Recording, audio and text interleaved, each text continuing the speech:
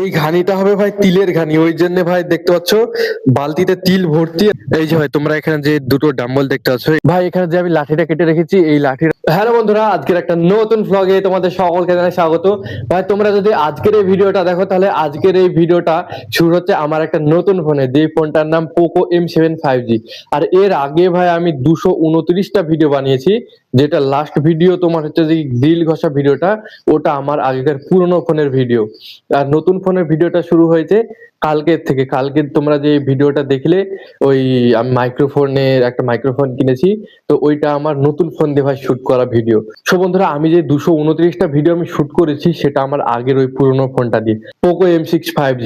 আর ভাই ওখানে আমি শুধু 229টা ভিডিও শুট করিনি, আমি অনেক ভিডিও শুট করেছি, 700 750 বেশি ওই ফোনটা দিয়ে আমি ওই ভিডিওগুলো শুট করেছি, যেগুলো তোমার আগের আমার একটা চ্যানেল ছিল, ওই আগের চ্যানেলটা তোমার ডিলিট হয়ে গেছে, ওই জন্য ভিডিওগুলো পাইনি। তাছাড়া 700 750 ভিডিও ওই ফোনটা দিয়ে শুট করেছি। এবার আমি নতুন ফোন নিয়েছি, আর এই ফোনটা তোমার একটু আগের ফোনের চাইতে একটু ভালো।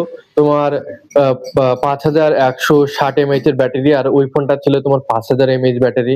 ওইটারও তোমার 50 মেগাপিক্সেল ক্যামেরা, এটারও 50 মেগাপিক্সেল ক্যামেরা, কিন্তু এটা তোমার আহ সোনি টাইপ কিছু একটা দিচ্ছে, ওই জন্য তোমার এই ক্যামেরাটা হালকা একটু মনে হচ্ছে কি ভালো, আগের তুলনায় নতুন নতুন একটু ভালোই মনে হবে। আর ভাই এই ফোনটা ভাই আমার একটু ভালো লাগলো, 6 GB র্যাম আলা ফোন, আর ওইটা তো ছিল তোমার 4 GB র্যাম আলা ফোন। তো এখন থেকে ভাই এই ফোনে আমি ভিডিও বানাবো, কতগুলো ভিডিও বানাবো তা জানি না। তোমরা যদি ভালোবাসা দাও এরকম ভাবে, আরো ভাই অনেক ভিডিও বানিয়ে যাবো, আর আরো ভালো লাগবে। ভাই চলো এখন ছাদের পর যাওয়া যাক। ছাদের পর গিয়ে আমি তোমাদেরকে দেখাচ্ছি আমি যে এই ডাম্বলটা বানিয়েছি ব্যাকটা ট্রেন করার জন্য। ডাম্বলটার জন্য আমি একটা তোমার লাঠি কেটেছি, লাঠিটা ওখানে লাগানোর জন্য দুই দিকে। তাহলে চলো ওই জিনিসটা তোমাদেরকে আমি গিয়ে দেখাই। এই যে ভাই তোমরা এখানে যে দুটো ডাম্বল দেখতে পাচ্ছ, এটা তোমার ডেডলিফট করার জন্য আমি বানিয়েছি। আর এখানে আমি একটা ডাল কেটে নিয়েছি, নিম গাছের ডাল, এরকম নিম গাছের ডাল, এখানে নিম গাছ দেখতে পাচ্ছ না, এই নিম গাছের আমি এখানে ডাল কেটে নিয়েছি। এই ডালটা তোমার লম্বা লম্বা ভাবে থাকবে, এত বড়ও থাকবে না। এই ডালটাকে আমি কেটে নেব। আর দেখতে পাচ্ছ এই ডালটা এখন প্রচুর বড় আর তোমার আনসাইজ হয়ে আছে, এইটাকে ঘষে টষে সাইজে আনতে হবে, আর সোজাসুজি করতে হবে, দিয়ে এই মুখের দিকটা এখানে ভিড়াতে হবে, আর এই দিকটা ওখানে ভিড়াতে হবে, দিয়ে এটা ডেড লিফটের জন্য এটা তৈরি হবে। আমার ঘরের ভেতরে এরকম ডাম্বল তোমার 4টে আছে, তোমাদেরকে অন্য কোনো দিন দেখাবো। এইটা দেখে নাও, এটা কেমন লাগছে তোমরা অবশ্যই কমেন্ট বক্সে বলো। এই দেখো ডাম্বলটা খুবই সুন্দর করে আমি বানিয়েছি, দুটো ডাম্বলই তাই দেখো।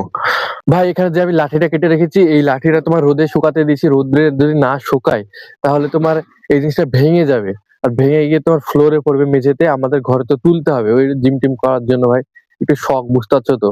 ওই জন্য ভাই লাঠিটাকে শুকাতে দিয়েছি কেটে এনে, কারণ লাঠিটা তোমার কাঁচা ছিল, শুকিয়ে দেবে, তারপর তোমার সিরিজ কাগজে ঘষবো, ঘষে তোমার চকচকে করবো, তখন ভাই দেখবে দারুণ লাগবে। ভাই মাঠে কাকুদের জমির দিকে তাকাচ্ছি, তো কাকুদের জমির রায়ের যে ফুলগুলো আছে, রায়ের ফুলগুলো ভাই এখনো আছে।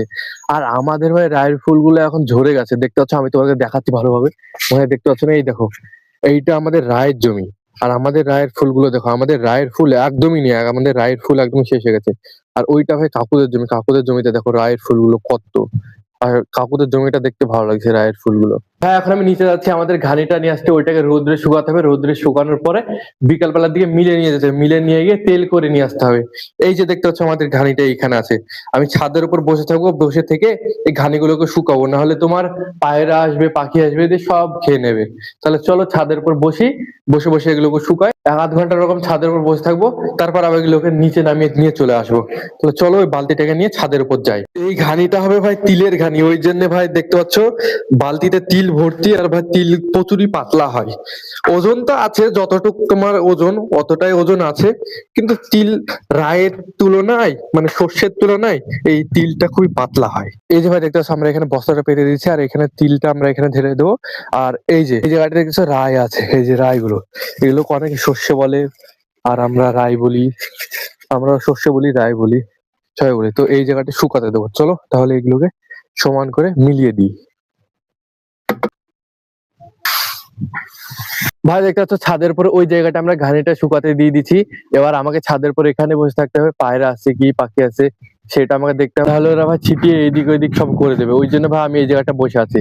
আর তোমরা কমেন্ট বক্সে বলো আজকের ব্লগ ভিডিওটা তোমাদের কাছে কেমন লাগলো। যদি ভালো লাগে অবশ্যই ভালোবেসে লাইক করো, সাবস্ক্রাইব করো। মিলছে একটা পরবর্তী ব্লগে, ততক্ষণের জন্য টাটা, বাই বাই।